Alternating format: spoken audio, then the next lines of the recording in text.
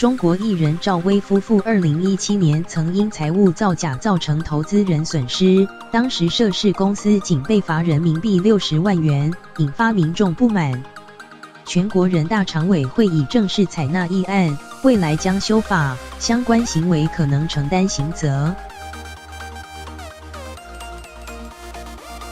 中国经济网报道，中国全国人大代表朱建地提出议案，修改证券法第193条，上市公司财务造假，监管机构罚款金额最高60万元，约新台币270万元的处罚规定，上调罚款金额，同时追加造假上市高管的刑事责任。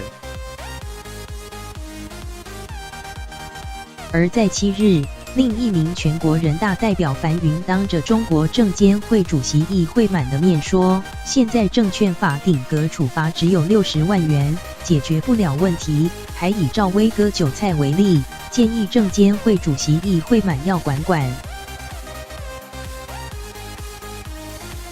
9日深夜，人民日报官方微博顺势发表称，管割韭菜的赵薇们。北京日报所属微信公众号长安街知识今天报道，全国人大常委会已正式采纳相关代表议案，未来上市公司财务造假等相关行为不止罚钱了事，可能要承担刑事责任。所谓韭菜，一般形容股市散户。韭菜容易生长，能长期收割。当股市大户抛售股票或设下圈套，散户的钱就像韭菜一样被收割走，而且散户前仆后继，源源不绝。让股民咬牙切齿的赵薇夫妇案发生在2016年7月。当时黄有龙、赵薇夫妇控制的龙威传媒计划作价人民币30.6亿元收购上海 A 股上市公司万家文化，后改名祥源文化的29.135%股份，取得控股权。上海交易所多次查询这宗交易的细节后，赵薇才披露当中只有6000万元由自己出资，其余30亿元均为贷款，杠杆高达50倍。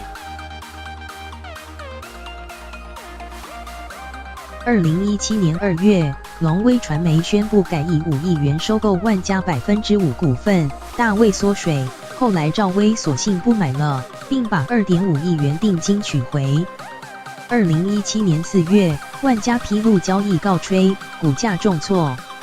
龙威传媒的收购计划被质疑是蛇吞象，空手套白狼。2017年11月，中国证券监督管理委员会作出行政处罚及发出市场进入事先告知书，给予龙威传媒、万家文化警告，并处人民币60万元罚款。对黄有龙、赵薇、赵正、孔德勇给予警告，并分别处以30万元罚款。对孔德勇、黄有龙、赵薇分别采取5年证券市场禁入措施。陆明曾批评，相较于黄有龙、赵薇夫妇的庞大资产，这些处罚几乎如九牛一毛。中央社